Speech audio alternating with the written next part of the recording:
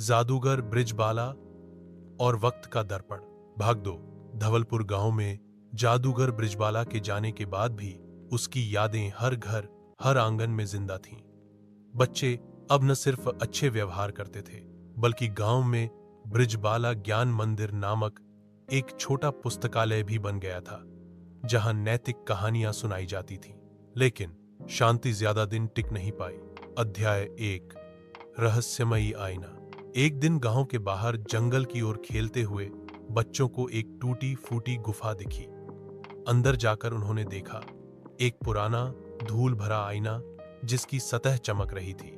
जब किसी बच्चे ने उस आईने में देखा तो अचानक उसमें उसका चेहरा नहीं, बल्कि उसका भविष्य दिखने लगा। कोई चोर बन रहा था, कोई राजा, कोई अकेला बूढ़ा।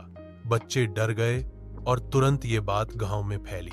पंडित जी बोले, ये वक्त का दर्पण है, कोई जादूगर ही इसे संभाल सकता है, नहीं तो ये गांव को विपत्ति में डाल देगा। अध्याय 2। ब्रिजबाला की वापसी। अगली सुबह आश्चर्यजनक रूप से फिर वही तंबू गांव के तालाब के पास दिखाई दिया। बच्चों की आंखों में चमक आ गई। जादूगर ब्रिजबाला वापस आ गए थे।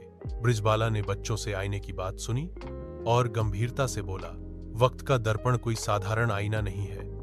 यह तुम्हारे कर्मों के बीज देखकर तुम्हारा संभावित भविष्य दिखाता है।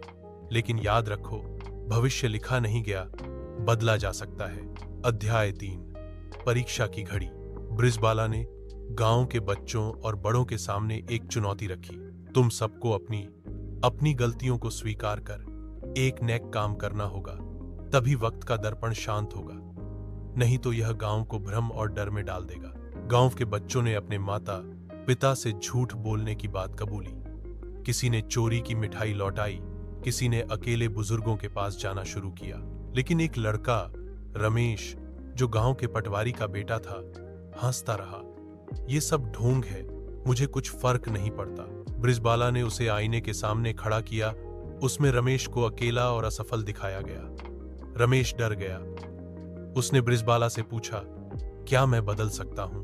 ब्रिजबाला मुस्कुराया, हर दिन एक नया जादू है रमेश, बस तुम्हें सही मंत्र बोलना होगा, मैं सुधार सकता हूं। अध्याय 4।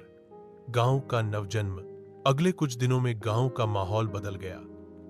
बच्चे पहले से ज्यादा ईमानदार, मददगार और जागरूक हो गए। ब्रिजबाला ने आखिरी दिन आईने को वापस गुफा में रखा और उस पर ताला लगाया। अब जब तुम सबने खुद को पहचान लिया है, वक्त का दर्पण अब तुम्हें नहीं, दुनिया को दिखाएगा। फिर एक सुबह ब्रिजबाला बिना किसी अलविदा के गायब हो गए।